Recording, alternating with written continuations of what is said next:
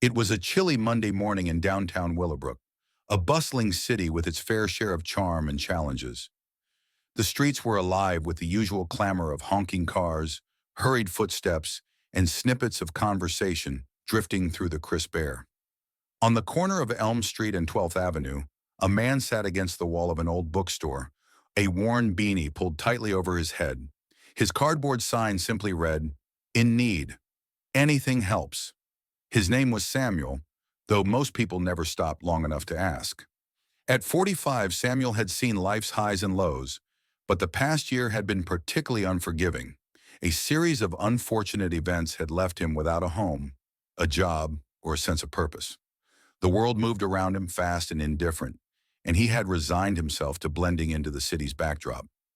As Samuel adjusted his threadbare jacket to block the morning chill, his gaze wandered over the parade of shoes passing by. Sneakers, heels, boots, each a reminder of lives moving forward while his remained stagnant. Then out of the corner of his eye, he noticed something unusual. A pair of pristine white sneakers stopped just a few feet away.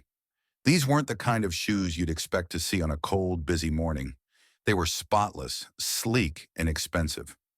Samuel looked up, curiosity momentarily overriding his usual caution. Standing before him was a teenager, tall and composed, with his hands casually tucked into the pockets of a stylish jacket.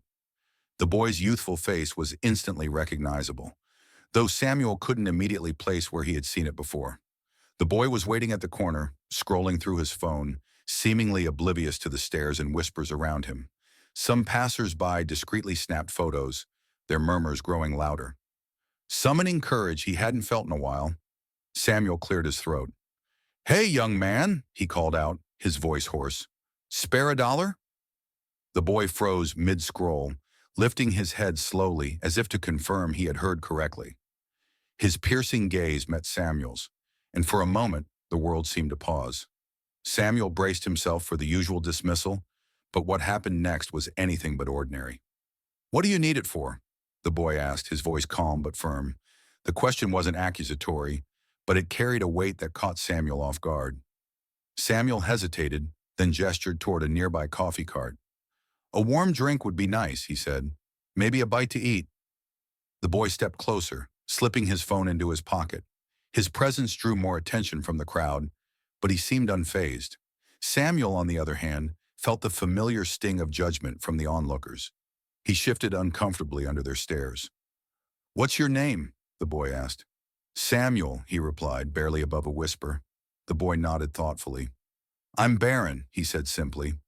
There was no arrogance in his tone, just a quiet sincerity that was disarming.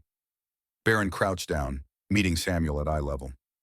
"How long have you been out here?" he asked. Samuel swallowed hard. "Almost a year," he admitted. "Lost my job when the factory shut down. Then my health took a turn. Things spiraled after that." Barron listened intently, his gaze unwavering. It was a look Samuel wasn't used to, a mix of curiosity and genuine concern. For the first time in a long while, someone wasn't looking through him. They were looking at him.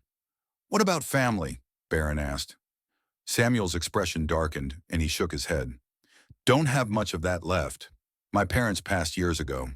My brother, we haven't spoken in a decade." Barron's brow furrowed. Without breaking eye contact, he reached into his pocket. Samuel's heart raced. He had asked for $1, but what Barron pulled out wasn't a single bill. It was a crisp $100 note. "Here," Barron said, holding it out. "This should cover more than coffee." Samuel stared at the bill, stunned. "Are you serious?" he asked, his voice cracking. "Why would you do that?" Barron shrugged lightly. "Because I can." The simplicity of the answer left Samuel speechless, but before he could say anything, Barron leaned in slightly. "This isn't just about the money," he said. "I want you to promise me something." "What's that?" Samuel asked, gripping the bill tightly. Barron's expression grew serious. "If I help you today, you've got to help yourself tomorrow. Deal?" Samuel nodded, his throat tight with emotion. "Deal." Barron stood and reached into his jacket again, pulling out a small notepad. He scribbled an address and handed it to Samuel. "Go here tomorrow morning," he said. "They'll help you out. Tell them Barron sent you." Samuel unfolded the note. It was the address of a local shelter and resource center. "Thank you," he managed to say, his voice barely audible. Barron smiled faintly. "Don't thank me yet. Just show up." As Barron walked away, the crowd parted for him, their whispers growing louder. Samuel sat there clutching the bill and the note, feeling something he hadn't in years: hope. The next morning, Samuel stood outside the shelter, the note crumpled in his hand. Taking a deep breath, he stepped inside. The warmth of the building enveloped him, and for the first time in a long time, he felt like he belonged somewhere. What started as a simple act of kindness was now the beginning of a second chance, one that Samuel intended to make the most of. Video none ado. Homeless man requests $1 from Barron Trump. His unexpected response left the crowd speechless. Video none chuklamasa. Barron Trump's simple yet powerful act of kindness has left everyone speechless. When he stopped to help a struggling homeless man, no one expected the incredible chain of events that followed. From heartfelt conversations to life-changing actions, this touching story will restore your faith in humanity.